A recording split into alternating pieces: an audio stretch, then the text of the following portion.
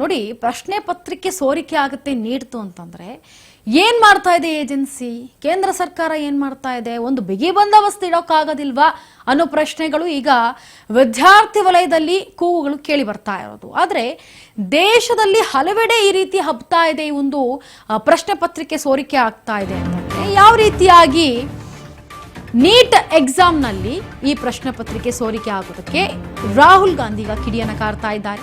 22 ಲಕ್ಷಕ್ಕೂ ಹೆಚ್ಚು ಮಕ್ಕಳು ವರ್ಷವಿಡೀ ಓದಿರ್ತಾರೆ, ಕಣ್ಣಿಗೆ ಎಣ್ಣೆಯನ್ನ ಬಿಟ್ಕೊಂಡು ಹಗಲಿರುಳು ಓದಿರ್ತಾರೆ. ನೀಟ್ ಪ್ರಶ್ನೆ ಪತ್ರಿಕೆ ಸೋರಿಕೆ ಇದೇ ಮೊದಲೇನಲ್ಲ.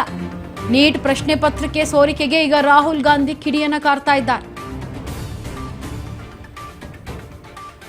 ನೋಡಿ, 22 ಲಕ್ಷಕ್ಕೂ ಹೆಚ್ಚು ವಿದ್ಯಾರ್ಥಿಗಳು ಇಡೀ ವರ್ಷವಿಡೀ ಕಣ್ಣಿಗೆ ಎಣ್ಣೆ ಬಿಟ್ಕೊಂಡು ಓದಿರ್ತಾರೆ.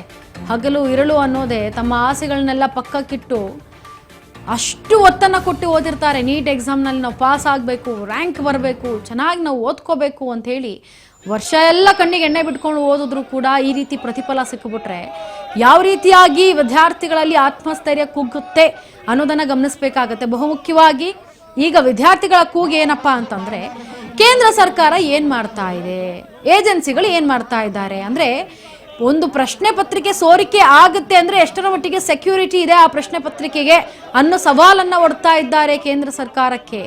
ಇನ್ನು ಈ ಕಡೆ ರಾಹುಲ್ ಗಾಂಧಿ ಅವರು ಕೂಡ ತಮ್ಮ ಟ್ವೀಟ್ ನಲ್ಲಿ ಪೋಸ್ಟ್ ಮಾಡ್ಕೊಂಡಿದ್ದಾರೆ, ವರ್ಷವಿಡೀ ವಿದ್ಯಾರ್ಥಿಗಳು ಓದಿರ್ತಾರೆ ಕಷ್ಟಪಟ್ಟು, ಆದ್ರೆ ಈ ರೀತಿ ಆದಾಗ ಅವರ ಭವಿಷ್ಯ ಮುಂದೆ ಹೇಗೆ, ಈಗ ಮತ್ತೊಮ್ಮೆ ಇಲ್ಲ ನಾವು ಮತ್ತೊಮ್ಮೆ ನೀಟ್ ಎಕ್ಸಾಮ್ ಅನ್ನ ಮಾಡ್ತೇವೆ ಅಂತ ಹೇಳಿ ಮತ್ತೆ ಮಾಡ್ತಾರೆ, ಮತ್ತೆ ಅವ್ರು ಬರಿಬೇಕು ಅಂದ್ರೆ ನೋಡಿ, ವರ್ಷವಿಡೀ ಓದಿ ಒಂದು ಆಸೆಯನ್ನ ಬರೆದು ಈಗ ಓಕೆ ನಮಗೆ ಈ ಒಂದು ಪ್ರಶ್ನೆ ಪತ್ರಿಕೆ ಚೆನ್ನಾಗಿದೆ ಅಂತ ಹೇಳಿ ಒಂದಷ್ಟು ಜನ ಬರೆದಿರ್ತಾರೆ, ಬಿಕಾಸ್ ಅವ್ರು ಕರೆಕ್ಟಾಗಿ ಓದಿರ್ತಾರೆ.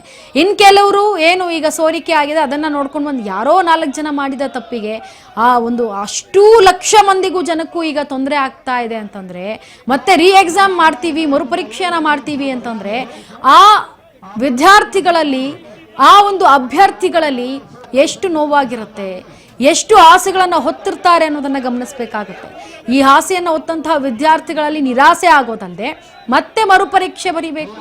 ಆದ್ರೆ ವಿದ್ಯಾರ್ಥಿಗಳ ಮತ್ತೊಂದು ಕೂಗು ಏನಪ್ಪಾ ಅಂತಂದ್ರೆ, ತನಿಖೆಯನ್ನ ನಡೆಸಿ ಯಾರು ಲೀಕ್ ಮಾಡಿದ್ದಾರೆ, ಯಾರು ಪ್ರಶ್ನೆ ಪತ್ರಿಕೆಗಳನ್ನ ಸೋರಿಕೆ ಮಾಡಿದ್ದಾರೆ ಅಂಥವರಿಗೆ ನೀವು ಕಠಿಣ ಶಿಕ್ಷೆಯನ್ನ ಕೊಡಿ, ಮತ್ತೆ ಮರು ಎಕ್ಸಾಮ್ ಅನ್ನ ಯಾಕೆ ಮಾಡ್ತೀರಿ ಅನ್ನೋ ಪ್ರಶ್ನೆಗಳನ್ನ ಕೇಳ್ತಿದ್ದಾರೆ.